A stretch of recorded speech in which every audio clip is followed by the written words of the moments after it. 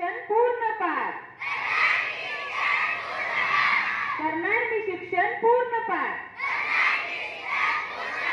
5 6 7 8 5 6 7 8 18 21 नंतरच बांधू लग्नाची गाठ. 18 21 नंतरच बांधू लग्नाची गाठ. 9 10 11 12 9 10 11 12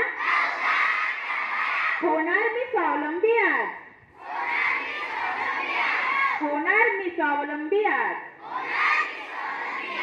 हाच माझा निश्चय, हेच माझे वचन.